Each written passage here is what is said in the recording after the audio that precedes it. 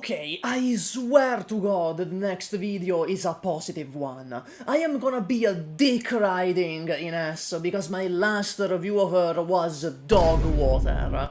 But for now, just bear with me, okay? This video is sponsored by you. Links to support the channel are in the description, along with the Discord.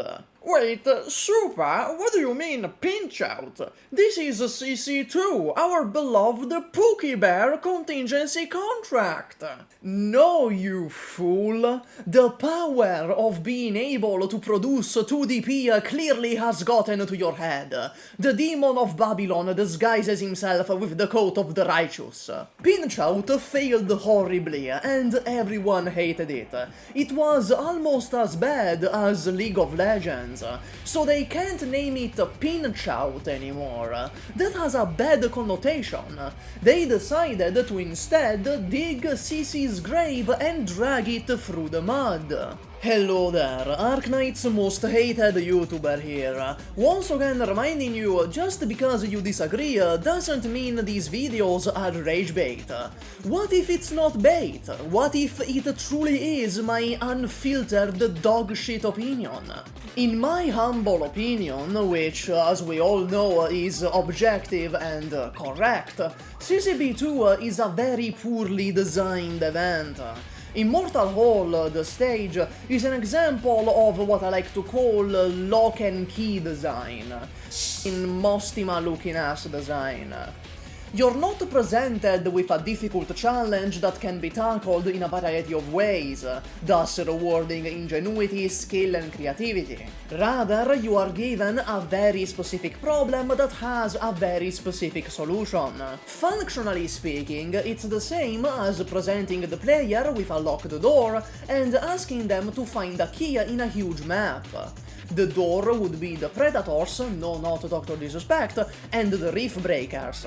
The key would be Lin and Arturia, or Podenco. This is where it gets the name Lock and Key Design.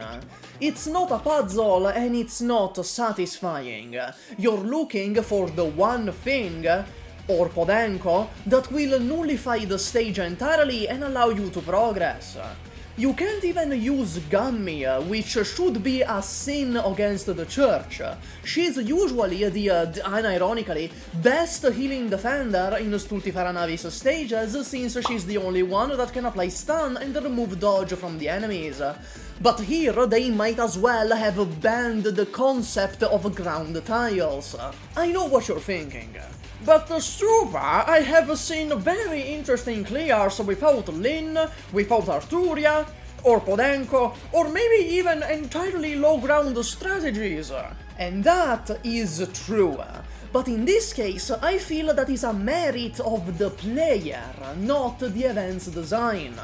If Amiya managed to clear 620 points with 5 stars only, that's because he's an outstanding player, not because CCB2 is tightly designed.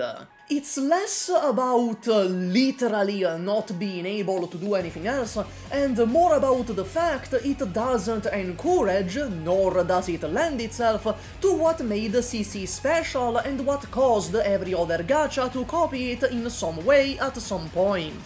And that thing was player expression.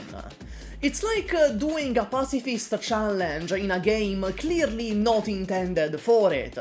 It may be possible, it may turn out that yes, you can do it, but it's not a merit of the game.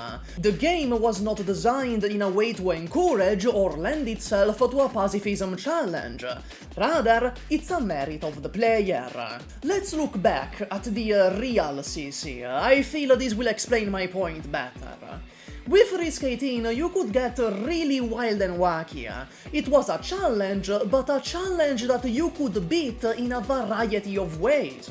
In one CC, you could clear Risk 18 with Ursus students only.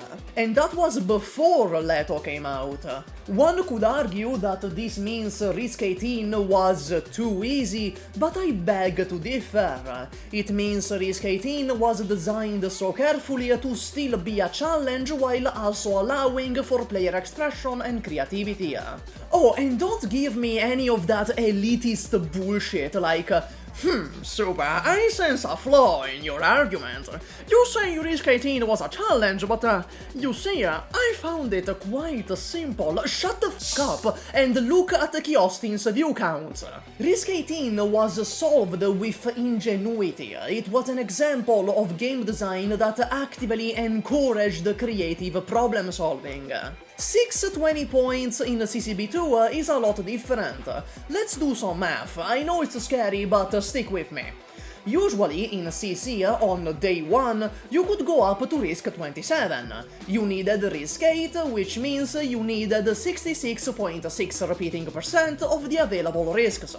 This allowed for a lot of customization, and wildly different strategies depending on what risks you selected, as you could forgo an entire third of them, if not more sometimes. In CCB2, you need 620 points out of 790 on day 1 still. This means you need 78.5% of the available total points. It doesn't seem like that much of a difference, but you just went from being able to ignore a third of the risks to only being able to ignore a fifth. It's a substantial cut. What I am trying to show here is that CCB2 is, objectively speaking, more restrictive than CC. CCB2 neither encourages nor lends itself to any of what made CC good. You're asked to put the square in the square hole and that's it. If you're able to cram a circle in there, that means you're skilled, not that the square hole was somehow accommodating for it. In addition, it's not satisfying because the one solution completely trivializes the stage. 620 points in CCB2 is not a hard thing to do once you know that you gotta bring Lin and Arturia. Or Podenco. In fact, it's trivial. You can clear it with 4 operators, and that doesn't feel good. You don't feel like you overcame a difficult challenge. You feel like you tossed random shit at the wall and finally something stuck. But truthfully, this is not really the fault of the map or of the risks, is it? It's the fault of the enemies. Turns out, doing a CC around Stultifera Navis, of all events, was a really f***ing dumb idea in the first place. If there's anything that represents lock and key design in Arknights, that is the Stultifera Navis enemies. They, literally speaking, have one solution in mind for you to do, and that's crowd control effects. The difference is that in normal stages this works, because there is a vast array of operators, both low and high ground, that can apply such statuses. Lapland was the obvious best option, but not the only option. In CC, this doesn't work anymore, because they are on steroids and deploying ground units is an unrealistic prospect on par with buying a house. You don't just need crowd control effects, you need high ground crowd control effects that can be applied often across the whole stage, and also deal good damage. Man, f*** me for doing those videos about Ashe, because this is like one of 3 stages in the game where she's actually optimal. Either that, or elemental damage like Arturia skill 1 or Valarkivin skill 1. In conclusion, the only way this game can possibly be saved is by having a second Monster Hunter collab when Monster Hunter Wilds releases. And that's all, Master Gummy. Bye. Hello, Uwu. Thank you for watching, Nya. I love you a lot, Owo. You're my Pookie Bears. Hehe. Thank you for watching, Kyun Kyun. And thank you to the members and Patreons on screen. In particular, Quill Damage, Matthew Nemo, Zephyrinix, The Crazy Lord, Nupo, Lord Takeo, Andre Mulla, Mike Reguera, New Takoyaki, Good Old Leon, Maxio Sense, and Chromtran but JJF. That's all, Kyun. Bye bye, Pookie Bears.